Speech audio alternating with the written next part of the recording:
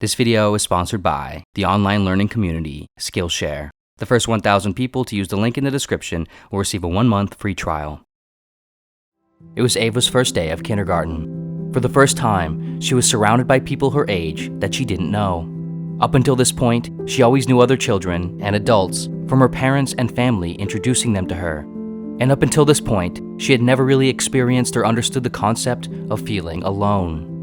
Ava sat on a bench on the edge of the schoolyard playground during the first morning recess, observing the other children playing with each other, many already friends from preschool, which Ava's parents chose to not have her attend. At first, it was nice. Ava was happy to just sit there by herself and observe.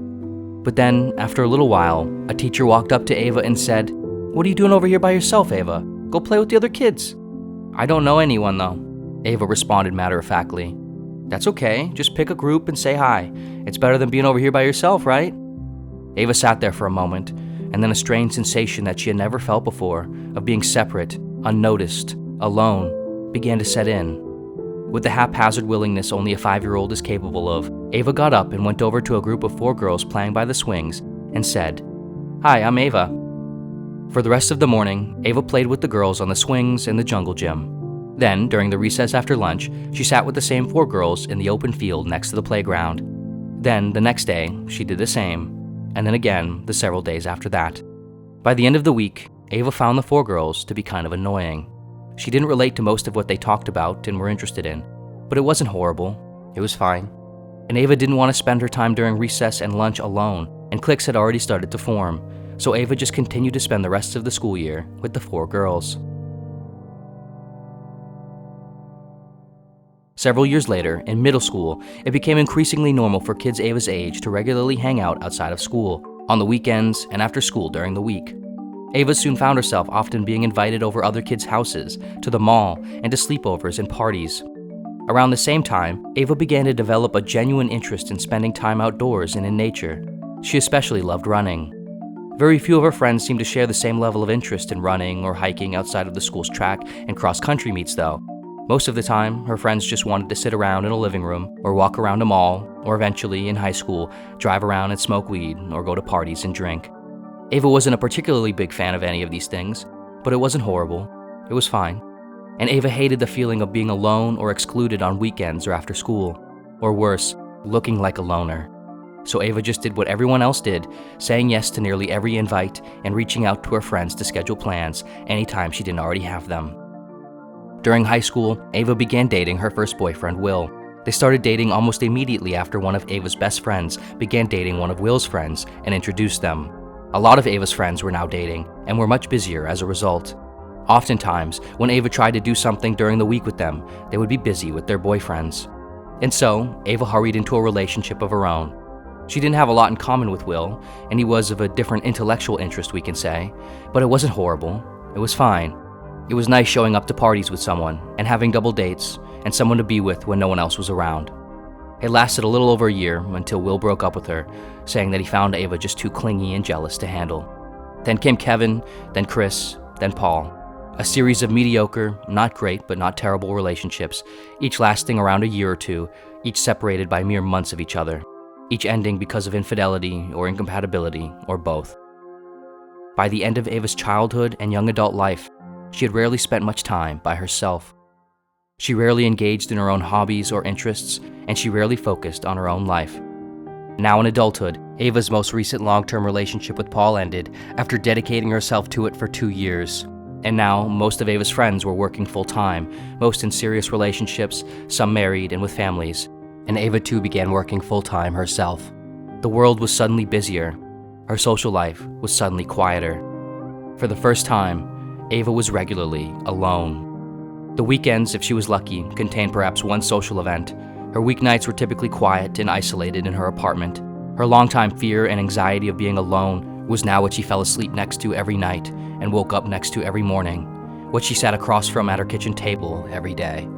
As often as she could, Ava sought any opportunity to do anything. Weird dinner parties with people she barely knew, making plans with old friends she barely liked, trying to meet a new guy that could help take the silence away. Soon, Ava found herself in another relationship with a man named CJ, one of the first guys she met and talked to since Paul. They completely hit it off right away, and Ava felt a connection with CJ unlike any connection she had felt before in memory. CJ was so funny and sweet and accommodating. Soon they began to spend nearly all their free time together, and the relationship soon blossomed and became the best relationship Ava had ever experienced in memory. As time passed though, things began to change. CJ became a bit colder, a bit more uncaring, a bit less sweet and accommodating. When the smoke of lust in the early stages of love cleared, there wasn't as much there as Ava had originally thought. But Ava couldn't even imagine returning to an empty apartment, an empty bed, a sink with dishes that were only hers. And so, they continued dating. Whenever the two fought, Ava feared the prospect of CJ breaking up with her or the relationship being ruined, so she almost always caved and accommodated CJ's preferences. He must have found this very pleasing, because after 4 years of dating, he proposed. Ava looked down at CJ on his left knee, ring displayed, and began to cry, uncertain of which emotions were inside the tears.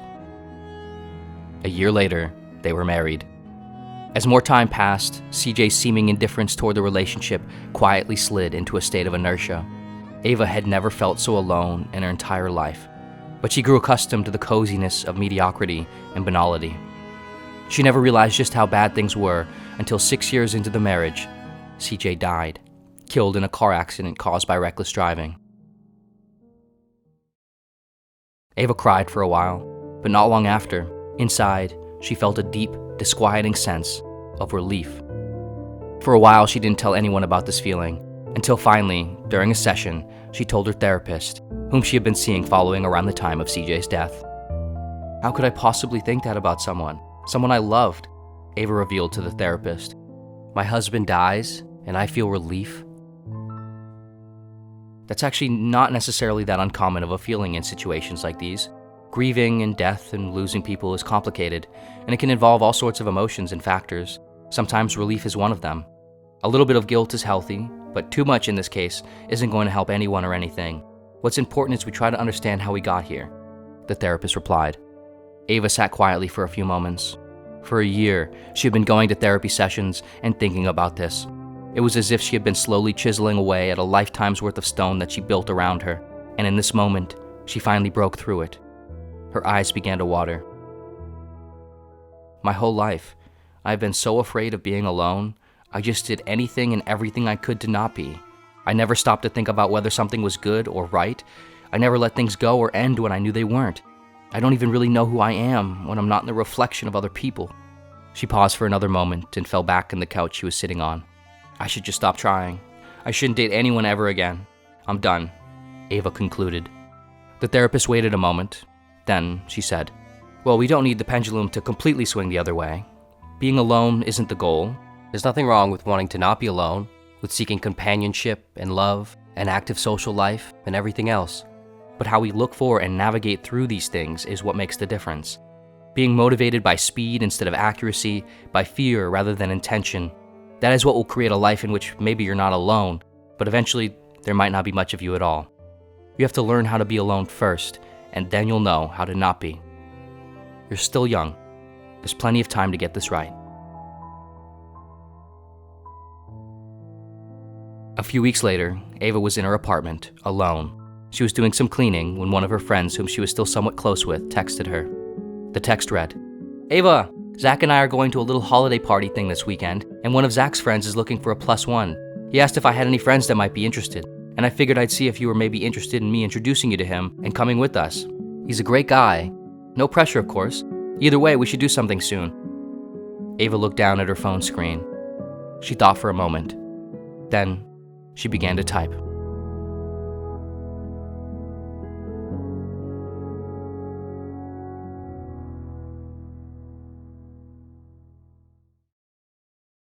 This video was sponsored by Skillshare. For many of us, it can feel like there's so much pressure to go a certain way and do certain things in life. With comparisons and opinions always one thumb swipe away, it's easy to just recede into the common denominator paths or our current status quo. Skillshare is an online learning community that reminds us that we don't have to do this. We can go our own way and take control over our own goals and career paths. You've likely heard that Skillshare offers a wide range of fantastic classes on creative skills like writing, video production, and web design, but Skillshare is much more than that, offering tons of classes that cover the entire process of determining, pursuing, building, and establishing one's career. In Discovering Success, 7 Exercises to Uncover Your Purpose, Passion, and Path by Emma Gannon, Emma discusses how she went from a traditional full-time career path with which she was relatively unhappy to taking control over her life by strategically and thoughtfully beginning to build a side project into what has now become her career, a best-selling author and an award-winning podcaster. In the class, Emma discusses the entire process of doing this from first principles, including defining success for oneself, how to start a side project, grow it, manage money, and foster a new potential career. Or, if you're someone who's already on your way, whether you want to further hone in on a skill as a writer, video editor, or web designer, or are simply looking to improve your time management and organization skills, Skillshare, of course, has classes that will help you advance over these hurdles as well. As someone always working to advance their video production knowledge, learning from expert video editors like Jordy Vandeput is incredibly helpful when it comes to improving on tricky higher-level things like color grading and animating techniques in Premiere and After Effects. No matter where you are or where you want to go, Skillshare helps take the pressure off and let you start small, go at your own pace, and advance into a career that fits you. The first 1,000 people to use the link in the description will receive a 1-month free trial of Skillshare. And of course, as always, thank you so much for watching in general, and see you next video.